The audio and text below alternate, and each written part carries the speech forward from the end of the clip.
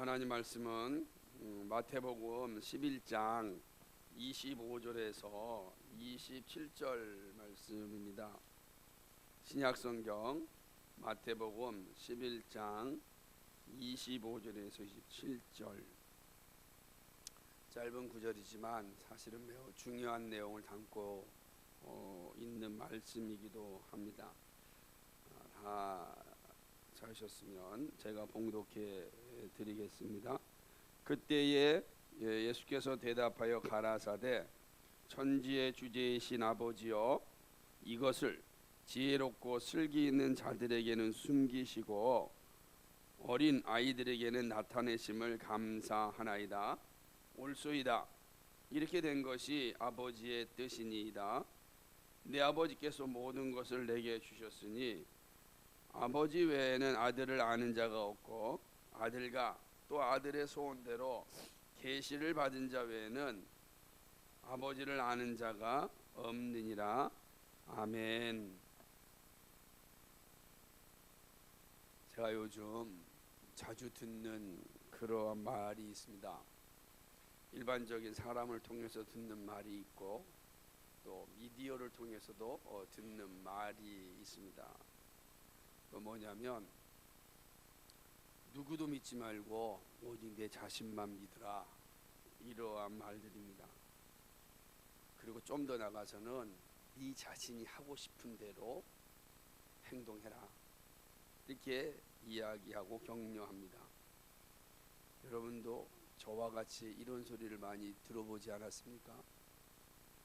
그래서 요즘 사람들에게 인기 있는 것 가운데 하나가 무엇이냐면 바로 버킷리스트를 정하고 이루는 일입니다.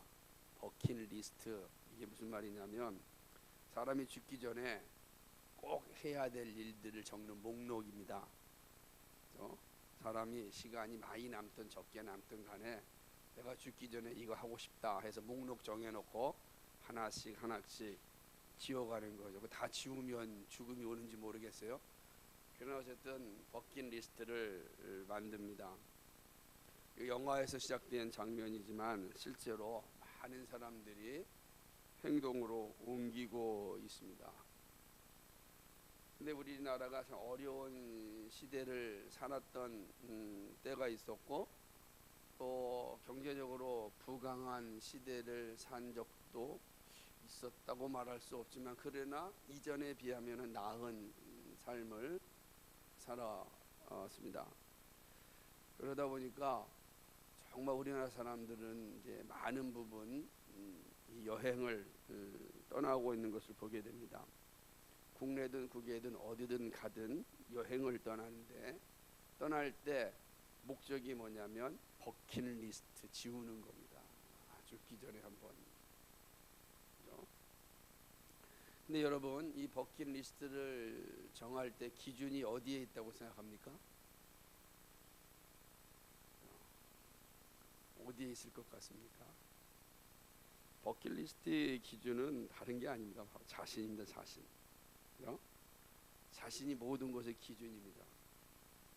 그래서 어떤 사람들은 3개월 동안 열심히 아르바이트하고 그 모은 돈 다 털어서 저 스페인에 가서 축구, 레알 마드리드나 바르셀로나 축구를 직접 관람하는 거, 직관이라 그래요. 이 직접 관람하는 거 하나 하는 게 버킷리스트 목록이라서 뼈 빠지게 일하고 탈탈 털어서 축구 구경하고 오는 겁니다. 여러분 어떻게 생각하십니까? 나쁘다 좋다의 표현을 쓰는 게 아닙니다. 사람들이 가지고 있는 기준이 있습니다. 자기 자신. 왜냐하면 죽으면 모든 것이 끝난다라고 생각하기 때문입니다. 그런데 여기에 매우 중요한 것이 하나가 빠져 있습니다. 그것은 바로 하늘 아버지의 뜻입니다. 하나님의 뜻과 버킷리스트와는 큰 관계가 별로 없어 보입니다. 이게 좀 하나님의 뜻인가? 이런 질문에 버킷리스트 목록에는 별로 들어있지 않는 것 같습니다. 아버지의 뜻이 우리의 욕망과 다를 수 있습니다. 그 그때 어떻게 해야 되겠습니까? 버킷리스트 목록과 아버지의 뜻이 충돌할 때 우리는 어떻게 해야 될까요?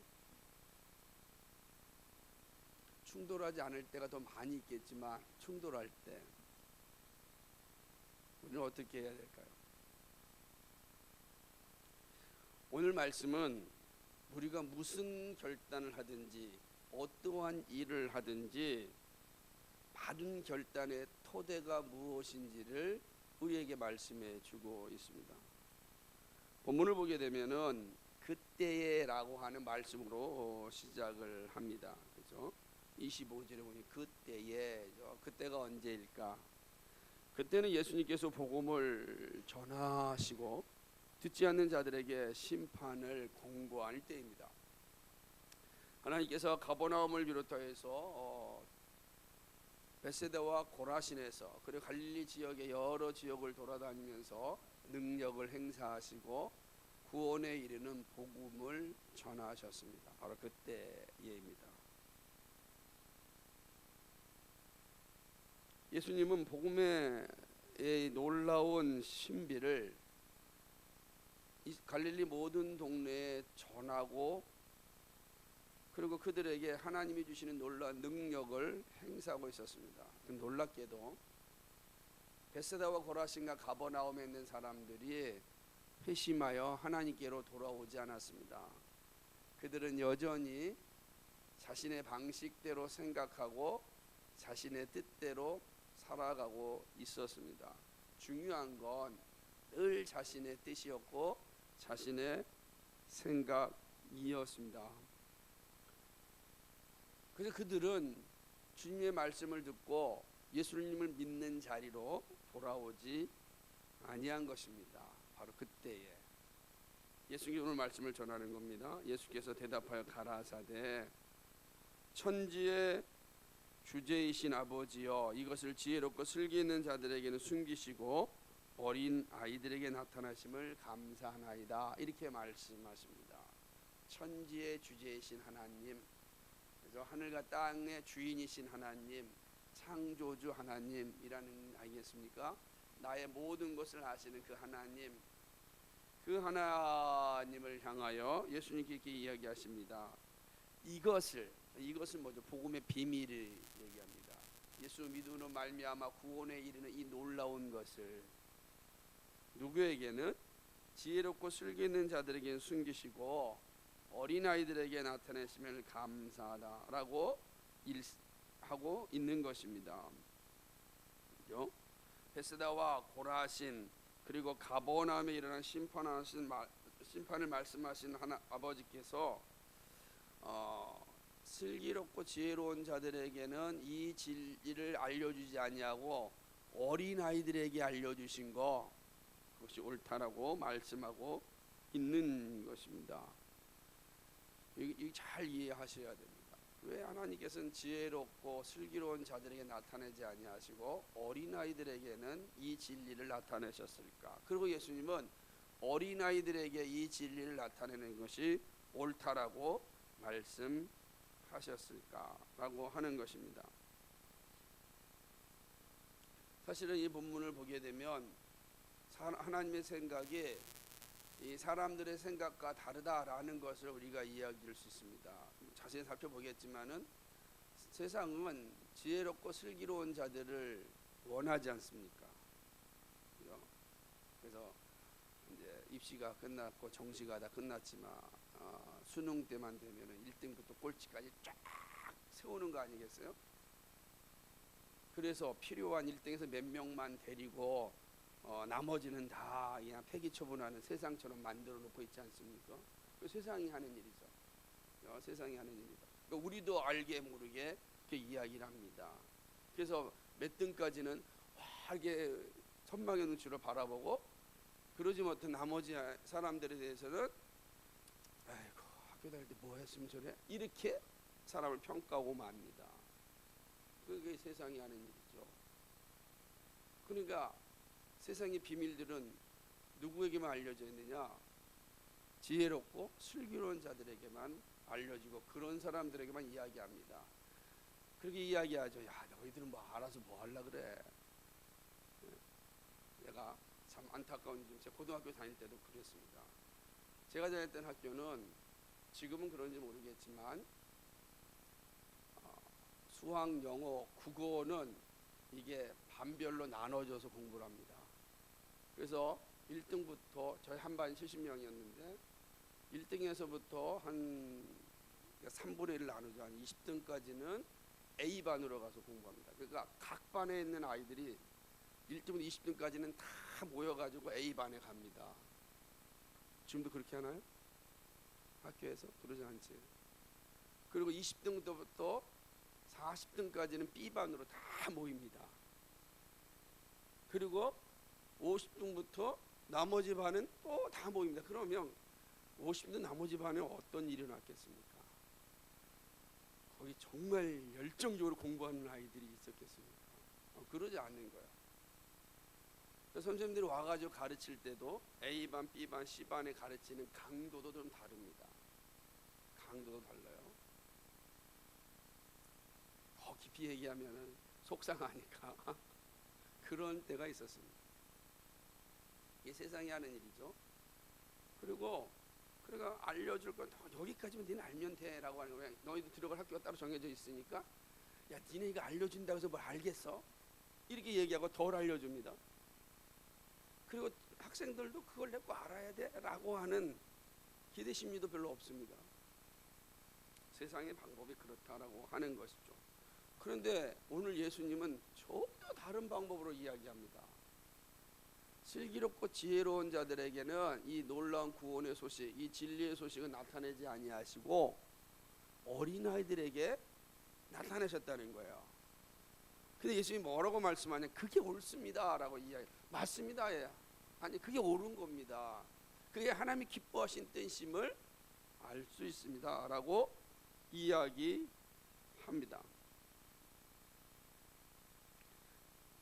이것이 오늘 이 26절과 27절에서 25절과 26절에서 지금 말씀하고 있는 것이죠. 이렇게 예수님이 이런 말을 할 수 있는 것은 예수님께서 하나님의 뜻을 온전히 알 수 있기 때문에 그렇습니다. 하나님은 예수님에게 자신의 모든 계획을 알려주셨습니다. 이걸 계시다라는 계시, 신학적 용어는 계시, 밝히 알려주신다. 하나님께서 예수님에게 모든 것을 알려주셨습니다. 모든 계획을 알려주셨습니다. 그리고 예수님은 그 모든 계획을 아시고 그 계획대로 그 일을 성취하셨습니다. 이것이 바로 구원의 놀라운 비밀이고 그 핵심은 십자가인 것입니다. 또한 아들이신 예수님을 통하지 않고서는 누구도 하나님이 주시는 구원의 비밀을 알 수 없게 하셨습니다. 자, 예수님은 하나님께로부터 모든 걸 다 받으셨습니다. 그래서 예수님은 아버지의 모든 뜻을 다 알고 있었습니다. 십자가의 놀라운 구원의 비밀을 예수님은 정확하게 알고 있었습니다. 왜요? 하나님께서 다 계시하여 주셨기 때문입니다. 그럼 우리들은 어떻게 하나님의 뜻을 알 수 있습니까? 하나님께서 우리에게 직접 계시해 주시지 않았거든요. 그래서 하나님께서 모든 것을 예수님께 알려주셨다라고 하는 것은 조금 더 깊이 들어가면 삼위일체 하나님 가운데 일어난 신학적 용어로 속성교류라고 하는 건데 삼위 하나님 안에서 일어난 일들입니다. 구원 협약이 창조 이전에 삼위 하나님 가운데 일어나셨습니다. 그러므로 예수님은 그 하나님이 우리를 구원하시는 모든 계획을 다 아셨고 성취하신 겁니다. 그런데 우리는 그 자리에 있지 않았습니다. 그죠? 우리는 창세전에 하나님이 협의하는 자리에 우리는 있지 않았습니다. 볼 수도 없었고 들을 수도 없었습니다. 그런 우리가 어떻게 구원의 비밀을 알 수 있겠습니까? 그런 우리가 어떻게 하나님의 나라에 들어갈 수 있겠습니까? 방법은 다른 데 있지 않습니다. 예수 그리스도를 통해서 말입니다. 그래서 27절 하반절에 이렇게 얘기합니다. 아들과 또 아들의 소원대로 계시를 받은 자 외에는 아버지를 아는 자가 없다. 이렇게 합니다. 다시 말하면 아들을 통하여서 진리를 들은 자만이 아버지 뜻을 알 수가 있다라고 하는 거죠. 그러면 하나님의 나라의 백성이 되고 하나님의 뜻을 아는 길은 누구를 통해서입니까? 예수 그리스도를 통해서다라고 하는 것이죠. 이 사실을 얘기하는 겁니다. 우리가 하나님을 알 수 있는 길은 다른 길이 아니다라고 하는 거죠. 이것은 다른 상황 속에서 주어진 동일한 말씀 가운데서도 볼 수 있습니다. 누가복음 10장 17절로부터 22절 말씀에 다른 상황 가운데 동일한 말씀이 주어져 있습니다.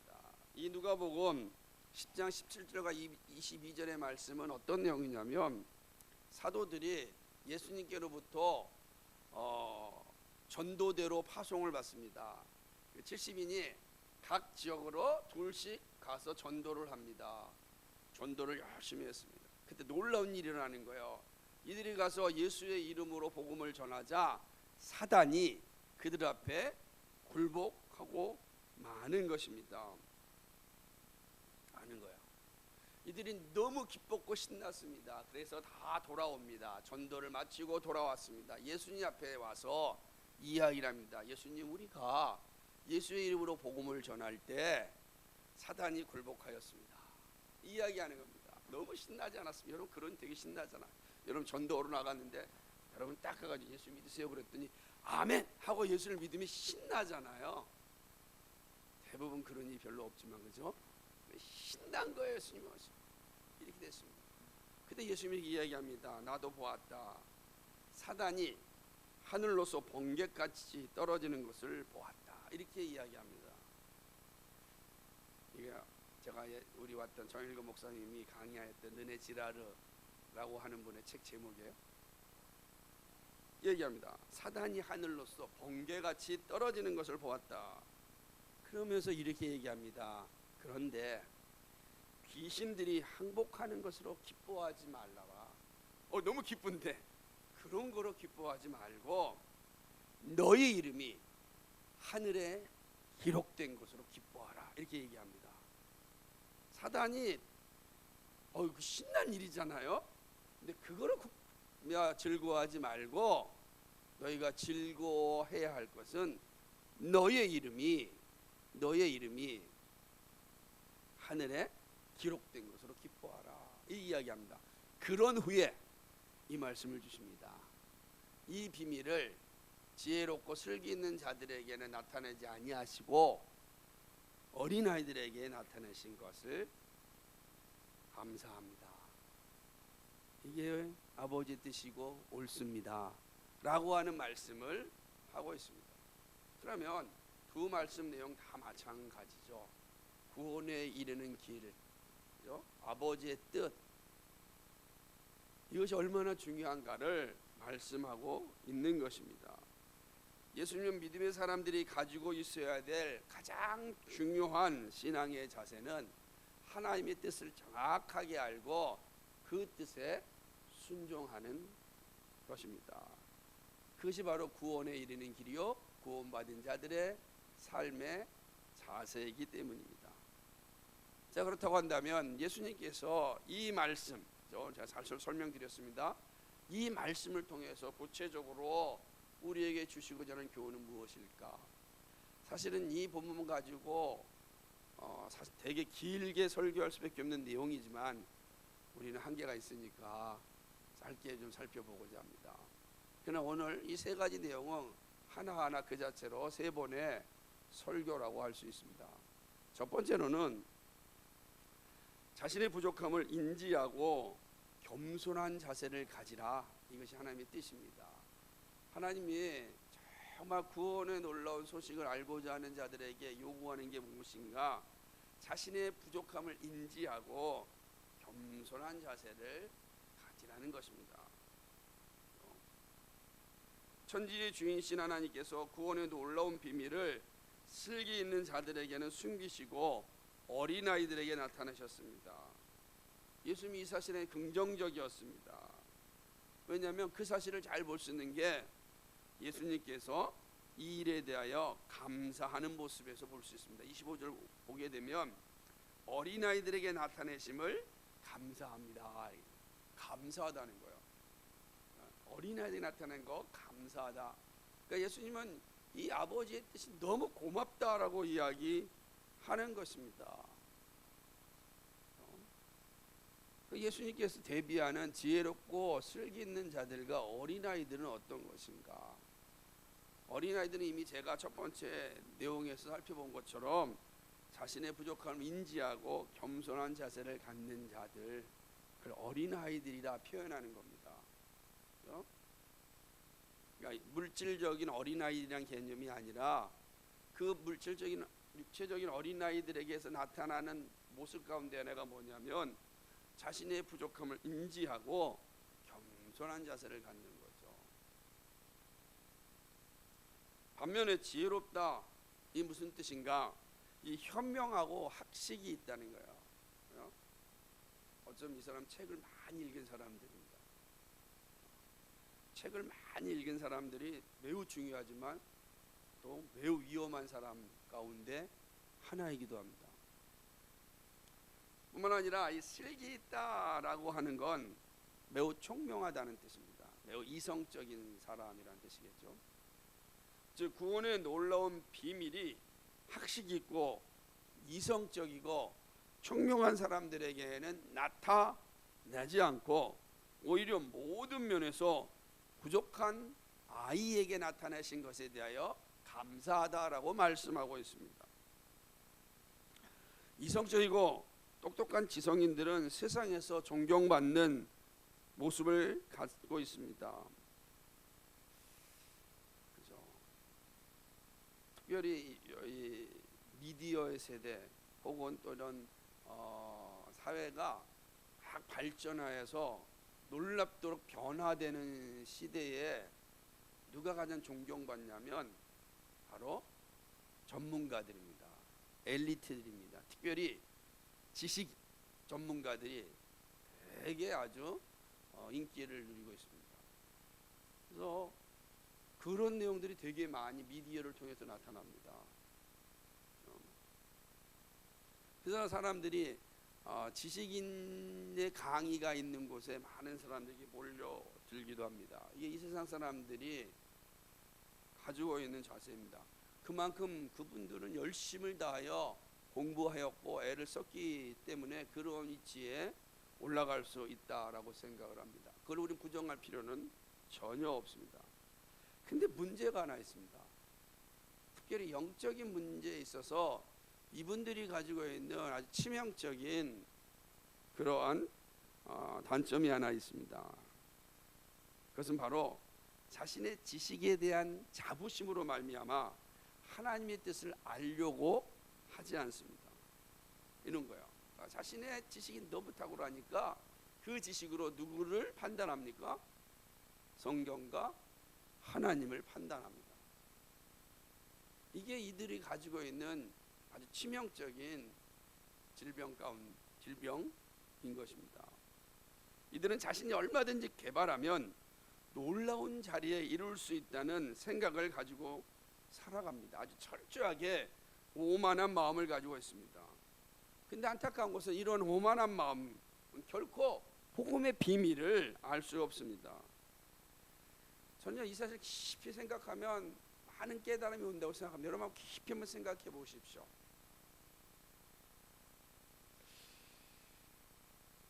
하나님께서 왜 지혜롭고 슬기 있는 자들에게는 이 구원의 비밀을 나타내지 아니하 계시하지 않고 어린아이들이 나타내셨는가? 이것은요, 영적인 일은 세상의 방법으로는 결코 알 수 없다는 것입니다. 영적인 방법은 세상이 가지고 있는 그 기준으로는 하나도 이해할 수가 없는 것입니다. 세상은 똑똑하고 총명 있는 사람을 선호하지만 그러나 하나님은 그렇게 하지 않습니다. 그 궁극적인 이유가 어디에 있겠는가? 지혜롭고 슬기 있다고 하는 이들이 나타나는 아주 분명한 특징 가운데 하나가 이미 말씀드렸던 이 오만함과 자만함입니다. 이들이 오만함과 자만함 무엇이면 다 알고 있다라고 하는 오만함이야. 내가 다 알고 있다. 내가 열심히 공부해 보니까 이거 이럴 거라는 알고 있다라는 그 오만함이죠. 여러분 다 안다라는 것이 어떨 때 위험하냐면, 여러분 생각해 보세요. 아이들이 죄를 지으면 어떡하죠? 벌벌 떨어요. 이거 들키면 어떻게 될까? 심장이 막 고동칩니다. 여러분 죄를 지면 어떻습니까? 심장이 고동칩니까? 덤덤하죠? 여러분 거짓말했을 때 아이들이 거짓말하면 어떠냐면 이거 들키면 큰일 난다고 생각해요. 아무도 모르는데. 근데 여러분 어떠세요? 나이가 들면 들수록 거짓말해도 덤덤하죠? 왜 그렇죠? 안다는 겁니다. 살아보니까 한 번, 두 번 죄 졌다고 해서 금방 심판이 오지 않더라. 심판이 오지 않아요. 하나님의 징계가 막 내려오지 않아요. 그러니까 점점 죄 짓는 일을 즐거워합니다. 안다라고 하는 거죠. 나 안다. 이런 생각을 가지고 있는 거죠. 한 번, 두 번 죄를 지어도 당장의 징계가 없으니까 죄를 짓는 일에 두려움이 점점 사라집니다. 이게 지식이 있고 총명 있는 자들이 행하고 있는 아주 부끄러운 모습이고 아주 두려운 모습인 것이죠. 그러다 보니까 급박한 마음으로 믿음 생활하려고 하지 않습니다. 좀 더 더디 믿고자 합니다. 내일 하면 되지 뭐라는 생각을 갖게 돼. 왜 어제도 별일이 없었는데 뭐 지난해에도 별일이 없었는데 올해도 무슨 별일이 있겠는가. 여러분 그런 생각하죠. 아니 지난해 열심히 살았는데 나한테 큰 변화가 없었어요. 뭐 내가 죄도 많이 졌는데 심판도 별로 없었다. 뭐 올해라고 뭐 별일이 있겠나. 하나님의 생각을 내가 다 알고 있다라는 생각이죠. 안다라고 하는 자만이 그들에게 깊이 심겨져 있는 것입니다. 이들은요 자신의 이성을 신뢰하기에 성령과 말씀의 소리에 크게 신경 쓰지 않습니다. 크게 신경 쓰지 않아요. 내 이성을 신뢰하거든요. 내 이 생각대로 하면 다 됐거든요. 그러니까 성령과 말씀의 소리에 귀를 기울이지 않아요. 다시 말하면 기도의 자리에 나아가지 않는 겁니다. 기도하지 않아도 잘 살았는데 뭘 그러잖아요. 기도하지 않았는데도 사업 잘 됐는데 뭘 기도하지 않았는데도 뭐 직장 잘 올라갔는데 내가 해보니까 꼭 기도한다고 잘 되는 거 아니더라. 그죠? 기도한다고 잘 되는 거 아니죠. 이게 지식이 있고 총명 있는 자들이 가지고 있는 생각입니다. 내 지식을 잘 사용하면 된다라는 생각을 가지고 있습니다. 그러다 보니까 결코 기도의 자리에 나가지 않습니다. 성령의 소리에 듣지 않습니다. 내 이성을 잘 굴리면 잘 살 수 있는데, 세상으로 말하면 꼼수 잘 피면 되는데, 다른 사람 앞에 사바사바 잘 하면 되는데 뭐하러 하나님께 나가서 기도하고 성령의 음성을 듣고 이런 생각을 갖는 거죠. 하나님의 음성을 들으려고 기다려 보니까 이 모양 이 꼴이 됐다 이런 말 하잖아요. 그렇습니다. 세상 사람들은 끝까지 자신의 이성만 추구하죠. 지혜롭고 슬기 있는 자들의 모습입니다. 그러다 보니까 지혜롭고 슬기 있는 자들은 아이들보다 죄의 유혹에 훨씬 취약합니다. 자신만만한 그 이면에는 죄에 대하여는 매우 빈약한 모습을 가지고 있습니다. 어린 아이들보다 지혜롭고 똑똑한 사람 더 죄 잘 져요. 죄의 유혹에 더 많이 빠져요. 많이 안다니까. 저 정도 나 이길 수 있다. 그러다 빠는 거예요. 여러분 안 그렇습니까? 그러다 보니까 이들은 점점 자신의 이성을 드러내고 자랑합니다. 자신의 이성을 드러내고 자랑합니다. 그러니 구원의 길에 점점 멀어지는 거죠. 사도 바울이 이런 자들을 향하여서 준엄하게 책망하는 말씀이 있습니다. 한번 찾아볼까요? 고린도전서 1장 18절과 21절 말씀입니다.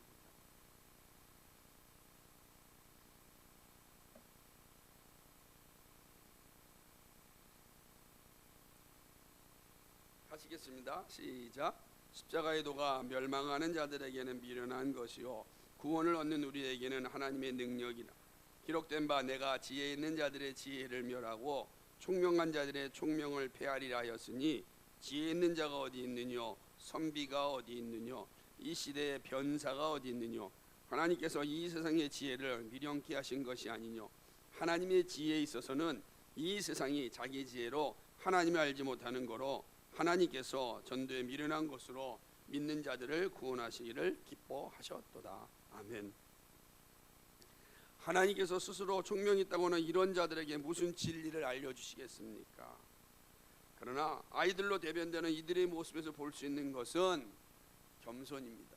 자신의 부족을 인정하는 것입니다. 죄로 인한 심판에 대하여 두려워합니다. 자신의 부족함을 알기에 겸손하게 하나님의 말씀을 듣고자 나옵니다. 내가 부족함을 알기 때문에 이 부족함을 채워달라고 간절한 마음으로 나오는 거죠. 이 어린아이들이, 이들은 심판의 날에 적극적으로 하나님께 피합니다. 교만은요 하나님 나라에 들어가지 못하게 합니다. 그러나 겸손은 자신의 부족을 알고 있기에 하나님을 구합니다. 그리고 마침내 구원의 영광을 누리게 되는 것입니다. 말씀 앞에 겸손할 때 구원의 기쁨과 하나님이 주시는 은혜를 풍성하게 누리게 됩니다. 그래서 성숙한 신앙은 어떤 사람인지 아십니까? 어린아이와 같은 겸손한 자세를 갖습니다. 이게 성숙한 신앙의 비례예요. 성숙한 신앙이 되면 될수록 그 사람은 늘 어린아이와 같은 신앙으로 됩니다. 알면 할수록 그는 늘 하나님 앞에 기도합니다. 하나님 부족합니다. 그리고 교만한 사람이 뭐예요? 안다라는 거예요. 안다. 나 알아. 그거 나한테 얘기하지 마시고 알아요. 목사님 저한테 말하지만 제가 목사님도 많이 살았어요. 제가 얼마나 많이 배웠는지 박사입니다. 안다니까요. 제가 얼마나 우리가 그렇게 많은 말을 합니까? 안다. 그게 미성숙한 신앙이란 말이에요. 성숙한 신앙은 부족합니다.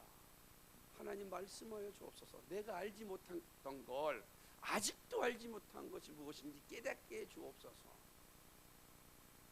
그리고 순종하는 자리로 가게 됩니다.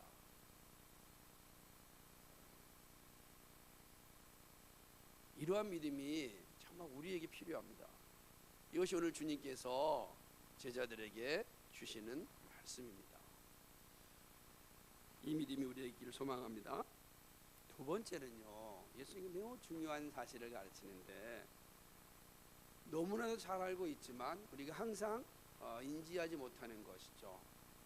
왜 그러냐면 너무나도 당연한 일이기 때문에 그렇습니다. 그것은 바로 오직 예수 그리스도가 구원의 유일한 문이라는 사실입니다. 우리로 하여금 구원에 이르는 길은 오직 예수 그리스도뿐입니다. 이것은 지혜롭고 슬기 있는 자들이 비웃는 내용입니다. 세상의 길이 얼마나 많은데, 구원에 이르는 길이 얼마나 많은데 꼭 예수만 믿어야 되냐고 이야기합니다.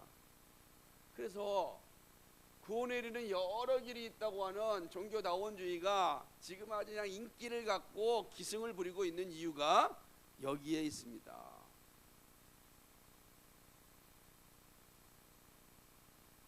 그래서 이렇게 얘기합니다. 예수님도 세상의 많은 길 가운데 하나일 뿐이다. 이렇게 얘기하잖아요. 그럼 좀 편하지 않겠어요? 예수님도 여러 길 가운데 편하다니까 오늘 열심히 예수님 믿다가 수요일 쯤 힘들면 점집 가가지고 점 한번 쳐보고 그러고 되겠습니까? 그래서 신문 보니까 오늘의 운세 한번 찍어보고 여러 길 중에 하나니까. 근데 무엇이라고 말씀하시냐면 예수님만이 구원에 이르는 유일한 길이라는 거예요. 구원의 길은 아버지의 뜻을 아는 자들에게만 주어진다고 또 말씀합니다. 근데 아버지의 뜻을 아는 분은 오직 예수 그리스도 한 분뿐입니다. 그럼 우리가 아버지의 뜻을 알아야 구원에 이르고, 근데 아버지의 뜻은 예수 그리스도만 아니까 우리가 알 수 있는 유일한 길은 예수 그리스도를 믿는 길이 밖에 없어요. 우리가 하나님 아버지의 뜻을 알려고 하면은 어디로 가야 됩니까? 예수 그리스도께로 갈 수밖에 없다는 거예요. 그 길이 아니고서는 우리는 결코 구원에 이를 수가 없기 때문에 그런 것입니다. 예수님은 아버지께서 자신에게 모든 것을 주셨다고 말씀합니다. 아버지 모든 걸 주셨습니다. 모든 것이 예수 그리스도에게 있습니다. 다른 길에 있지 않아요. 예수 그리스도에게 아버지의 모든 뜻이 있습니다. 그러므로 구원에 이르는 유일한 길은 바로 아버지의 뜻의 총체인 예수님을 믿는 것 외에는 없습니다. 그러면 누구든지 아들을 믿지 아니하면 구원에 이를 수가 없습니다. 요한복음 1장 12절 말씀처럼 영접하는 자 곧 그 이름을 믿는 자들에게는 하나님의 자녀가 되는 권세를 주었다, 이렇게 말씀합니다. 예수를 믿을 때 하나님의 자녀가 되는 권세가 주어집니다. 요한복음 14장 6절 말씀에 보게 되면 나는 길이요 진리요 생명이라 나로 말미암지 않고는 아버지께로 올 자가 없느니라, 이렇게 말씀합니다. 그러니까 오직 유일한 구원이 어디 있습니까? 예수 그리스도밖에 없다라고 하는 거죠. 그러므로 예수 그리스도를 믿지 않고서는 누구든지 천국에 이룰 수가 없습니다. 오직 예수 그리스도만이 천국에 이르는 유일한 길입니다. 그래서 세상은 이 진리가 너무 편협하다고 이야기하는 겁니다. 너무 배타적이다고 이야기하는 거예요. 다른 길이 없다고 이야기하니까 얼마나 편협합니까? 그죠? 우리가 하나님의 은혜로 말미암아 구원의 자리에 이르지 아니하면 너무나 편협한 거예요. 그런데 예수 그리스도 외에는 다른 길이 없어요. 사도들은요 이 진리를 알았기 때문에 다른 것을 전할 수가 없었습니다. 왜냐하면 아버지의 뜻은 예수 그리스도께서 우리의 모든 죄를 지고 십자가에 죽는 거였습니다. 우리의 죄가 예수님에서 죽지 아니하면 우리가 구원에 이를 수가 없는 거예요. 우리가 예수를 믿을 때 우리의 죄가 예수의 십자가와 함께 죽어지기 때문에 우리의 죄가 다 용서받는 거예요. 이 길이에요.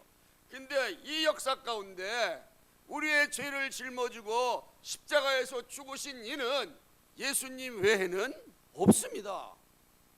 그러니까 구원에 이르는 길이 예수 그리스도 외에는 없다고 하는 것입니다. 고린도전서 2장 1절과 2절에서 사도 바울은 이렇게 말합니다. 형제들아 내가 너희에게 나아가 하나님의 증거를 전할 때에 말과 지혜의 아름다운 것으로 아니하였나니 내가 너희 중에서 예수 그리스도와 그의 십자가에 못 박히신 것 외에는 아무것도 알지 아니하기로 작정하였다. 예수 그리스도의 십자가 그거 외에는 아무것도 알지 않기로 작정하였다. 세상에 많은 길이 있는데 그거 다 나는 몰라도 좋다. 내가 알고자 하는 것은 예수 그리스도께서 나를 위하여 십자가에 죽으셨다는 그 사실 하나, 나는 그것만 믿겠다는 거예요. 예수 그리스도와 십자가의 복음을 전하셨습니다. 왜요? 그것이 구원에 이르는 유일한 길이기 때문입니다. 사도들은요 이 복음을 위하여 살았고 자랑하였습니다. 그래서 사도들이요 이 놀라운 복음을 전하자, 복음이 전하자 변화가 일어나잖아요. 얼마나 놀랍습니까? 여러분 설교자인 저도요 이 앞에 설 때마다 얼마나 감사한지 몰라요. 왜요? 제가 무엇인데 말씀을 전하고 회중들이 함께 이 말씀의 자리에 올 수 있을까? 그러면 어느 순간 우쭐할 수도 있는 겁니다. 저만 그렇겠습니까? 사도 바울도 마찬가지였어요. 사도들이 다 그런 위험에 처해 있었습니다. 사람들이 막 사도 바울 주위에 몰려오기 시작하였습니다. 그래서 사도 바울이요 움찔합니다. 그리고 그러한 회중들을 향하여 준엄하게 책망하면서 정신 차리라고 말씀합니다. 한번 찾아볼까요? 고린도전서 3장 21절과 23절입니다.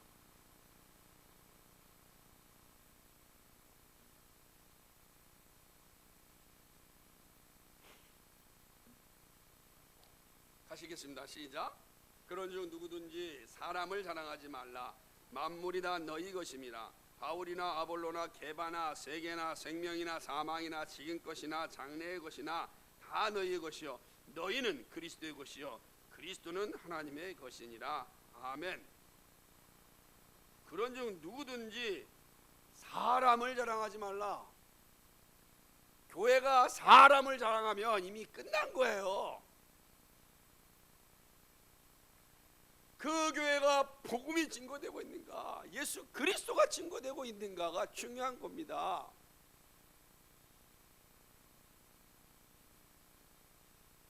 저는 그래서 가끔 언론을 볼 때 두려운 것 가운데 하나가 있습니다. 연말이 되면은, 연초가 되면 이러한 설문조사를 통하여서 많이 나옵니다. 뭐냐면 다음 세대 한국교회를 이끌어갈 차세대 지도자 누구인가 해서 리스트가 쫙 나옵니다. 거기에 예수 그리스도가 없어요. 여러분이 알만한 대형교회 목사들이 쫙 나옵니다. 작은 교회 목사가 행복한 거 뭐냐면 죽었다 깨어나도 그 리스트에 들어갈 수가 없어요. 왜냐하면 투표하는 사람들 큰 교회 한 구역보다 우리 적잖아요. 그죠? 큰 교회 가면 한 구역 모임보다 적어요. 우리가 두 구역이 찍어도 저보다 더 표가 많이 나올 거 아니에요. 얼마나 우스운 일입니까? 그 두려울 때가 있는 거예요. 그런즉 누구든지 사람을 자랑하지 말라 했어요. 그래서 목사가 늘 두렵고 떨림으로 서야 되는 이유 중 하나도 여기에 있는 겁니다. 그럼 우리의 자랑이 무엇입니까? 예수 그리스도입니다. 한국교회 리더자가 누구입니까? 예수 그리스도입니다. 예수 그리스도 외에는 우리의 지도자가 없어요. 예수 그리스도만이 우리의 자랑입니다. 예수 그리스도만이 우리의 구원입니다. 예수 그리스도만이 우리가 사랑할 대상이라는 것입니다. 그러므로 여러분, 세상이 무슨 소리를 한다 하더라도 우리가 전할 복음은 분명합니다. 예수 그리스도만이 우리의 구원이라는 겁니다. 예수 그리스도만이 우리의 생명이라는 겁니다. 우리의 유일한 길은 예수 그리스도입니다. 사랑하는 여러분, 이 믿음 위에 든든히 서 있기를 소망합니다. 세 번째는요, 하나님의 뜻이 항상 옳습니다. 본문은 매우 중요하게 가르칩니다. 이 자체만으로도 몇 번 설교해야 될 본문이죠. 하나님의 뜻이 항상 옳습니다. 그러므로 우리가 감당해야 할 것은 하나님의 뜻을 바르게 분별하고 하나님께 주신 믿음의 분량대로 사는 일입니다. 한번 찾아봅시다. 로마서 12장 2절로 3절 말씀. 로마서 12장 2절로부터 3절 말씀을 같이 읽겠습니다. 같이 읽습니다. 시작. 너희는 이 세대를 본받지 말고 오직 마음을 새롭게 함으로 변화를 받아 하나님의 선하시고 기뻐하시고 온전하신 뜻이 무엇인지 분별하도록 하라. 내게 주신 은혜로 말미암아 너희 중 각 사람에게 말하노니 마땅히 생각할 그 이상 생각을 품지 말고 오직 하나님께서 각 사람에게 나눠주신 믿음의 분량대로 지혜롭게 생각. 아멘. 하나님의 뜻이 무엇인지 분별하고 믿음의 분량대로 지혜롭게 생각하라, 이렇게 말씀하고 있습니다. 예수님은 세상의 방법이 아닌 하나님의 방법에 순종하였습니다. 우리가 종종 실수하는 것 가운데 하나가 무엇이냐면 내 생각이 아버지의 생각보다 뛰어날 수 있다라는 착각입니다. 그렇게 생각하지 않지만 그렇게 행동한다는 거예요. 하나님의 말씀 듣고 하나님의 뜻을 구하기보다 내 생각이 앞서서 결단할 때가 많다라고 하는 것입니다. 그러나 이처럼 어리석은 일이 없습니다. 하나님이 이렇게 책망하셨거든요. 이사야서 55장 9절 보면 이는 하늘이 땅보다 높음 같이 내 길은 너희 길보다 높으며 내 생각은 너희 생각보다 높으니라. 하나님의 생각이 우리 생각 훨씬 높습니다. 높이 보면 다 보이거든요. 이렇게 보면 안 보이는 거 위에서 보면 다 보이잖아요. 근데 우리는 결코 위로 올라갈 수 없거든요. 그러니까 위에 계신 분의 생각을 들어야죠. 보고 계시니까. 더디더라도 끝까지 기다리는 겁니다. 하나님의 뜻이 우리에게 이루어질 때까지. 그게 은혜로 사는 사람들의 모습입니다. 하나님의 뜻이 나에게 이루어질 때까지 인내하며 기다리며 견디며 살아가는 겁니다. 우리의 삶이란 이해할 수 없는 게 대부분이거든요. 왜 나에게 이런 아픔이, 왜 나에게 이런 어려움이, 왜 나에게 이런 슬픔이, 왜라는 게 얼마나 많이 있는지 몰라요. 그때 이 생각 들으십시오. 내 생각은 너희 생각보다 높다. 그 하나님께 말씀하십니다. 내가 합력하여 너희에게 선을 이룰 것이다. 우리의 생각보다 높으신 하나님께서 나에게 선을 주신다고 약속하셨습니다. 이게 중요한 겁니다. 그런데 우리가 이 사실을 종종 현실에서 잊어버릴 때가 많습니다. 왜 그렇습니까? 우리의 죄성이 우리를 하나님의 생각에서 멀어지게 할 때입니다. 그러나 항상 잊지 마셔야 됩니다. 우리의 생각이 옳은 것이 아니라 하나님의 생각이 옳습니다. 하나님의 뜻이 옳기에 그 뜻에 순종하며 따라가는 우리의 생각이 비로소 옳게 됩니다. 순서가 바뀌면 안 됩니다. 하나님이 우리의 지성을 사용하지 말라는 게 아니에요. 우리의 생각을 폐기처분하는 게 아니에요. 반드시 우리의 생각을 통해 일하시는데 순서가 아버지의 뜻이 무엇입니까? 구하라는 겁니다.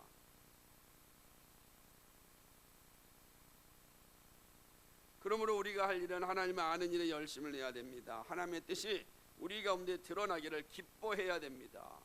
나타난 말씀에 순종하는 것이 그 시작이라 할 수 있습니다. 예수님께서요, 십자가를 지시기 전 겟세마네 동산에서 이러한 삶의 모습을 보여주셨습니다.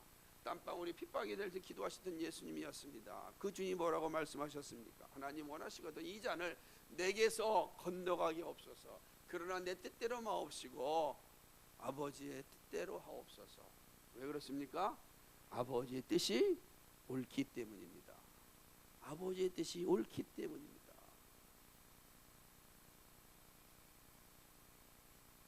이 믿음은 철저하게 하나님 중심적 사고입니다.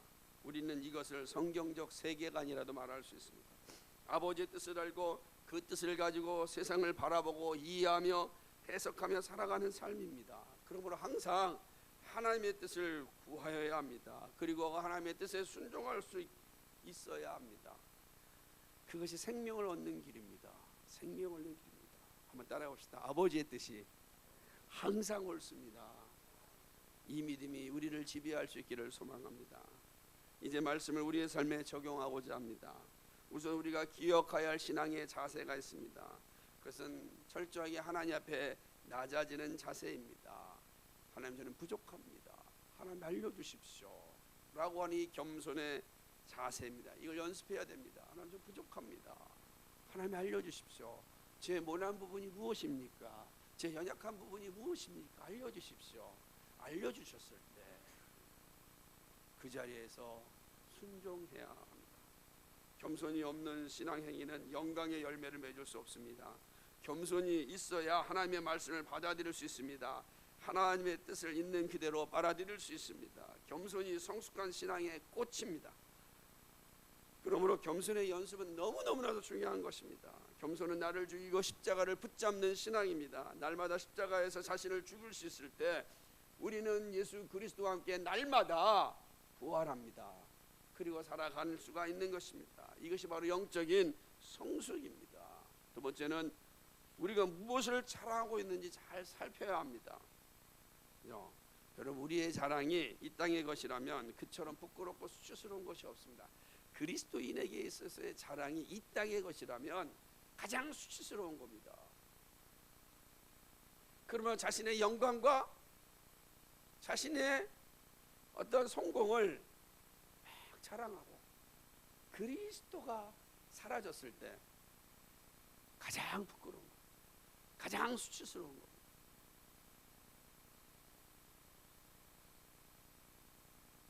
우리의 자랑을 항상 예수 그리스도여야 합니다. 이것이 우리의 본질입니다. 그러므로 그리스도의 십자가가 아닌 세상의 명예와 성공과 지식을 자랑하였다면 반드시 회개의 자리에 서야 합니다. 반드시. 여러분, 이 회개의 자리가 없다면 우린 정말 수치스러운 사람들입니다. 하나님께서 우리에게 얼마나 큰 선물을 주셨는지 몰라요. 회개할 수 있는 기회를 주셨거든요. 회개의 자리를 허락하여 주셨단 말이에요. 그래서 감사한 겁니다. 그렇지 않으면 우리는 그냥 부끄러운 존재로 하나님 앞에 서게 될 것입니다. 그러기에 항상 나의 말과 행동을 잘 살피고 항상 십자가의 은혜를 사랑하고 자랑하며 살아갈 수 있어야 합니다. 이것이 이 땅에서 믿음을 가지고 살아가는 성도의 자세입니다. 마지막으로 오늘도 십자가를 자랑하며 살고 있는 성도들에게 하나님께서 합력하여 선을 이루신다는 사실을 기억하시고 힘을 내시기 바랍니다. 여러분, 힘들고 어려운 삶이 우리에게 늘 오잖아요.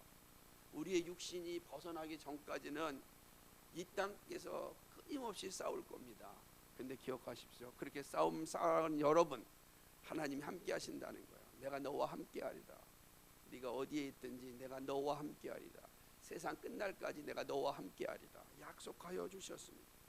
힘들고 어렵지만 진리를 붙잡고 살려고 할 때 하나님은 자신의 뜻을 알려주시고 인도하여 주십니다. 그러므로 오늘도 믿음으로 인내하며 살아가는 성도 여러분, 여러분은 하나님이 가장 기뻐하는 사람들임을 잊지 마십시오. 나는 가장 하나님이 기뻐하는 자다. 이 자부심으로 이 세상의 모든 것과 싸워 이기며 살아갈 수 있기를 소망합니다. 그런 삶이 바로 하나님의 마음을 시원케 해드리는 자녀입니다. 그런 은혜가 우리의 삶 속에 날마다 일어나기를 주님의 이름으로 축복합니다.